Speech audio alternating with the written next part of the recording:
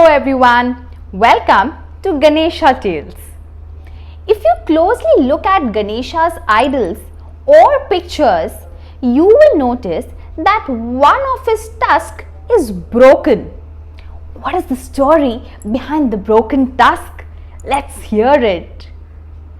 When sage Vyas decided to write the epic Mahabharata, he needed someone's help in writing. He approached many people, but all the pens in the world would break down before its completion. And so he finally approached Lord Ganesha. Lord Ganesha accepted the offer, but he set forth a condition. He said, "I will write the epic, but you must recite the entire tale in one go, without taking a break. If you stop for even once, I will stop writing."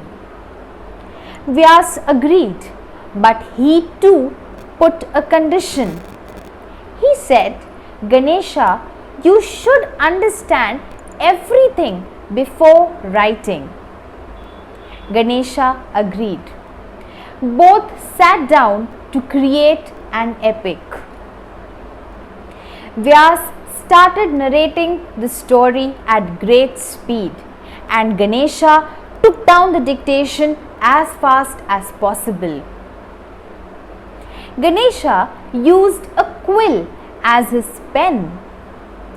Soon his pen, which was a quill, broke. He realized that he was not able to match the pace with Maharishi. He understood that he had been a little too proud and underestimated the Maharishi's intellectual powers. Quietly, Ganesha broke one of his tusks, dipped it in ink and used it as a pen. Years went by, and after 3 years, the epic Sanskrit poem Mahabharata was completed.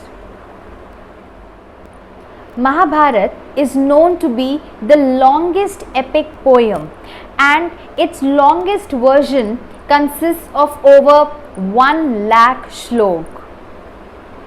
Because Lord Ganesha broke one of his tusks to use it as a pen, he was also called Ekdant, which means someone with one tooth or one tusk.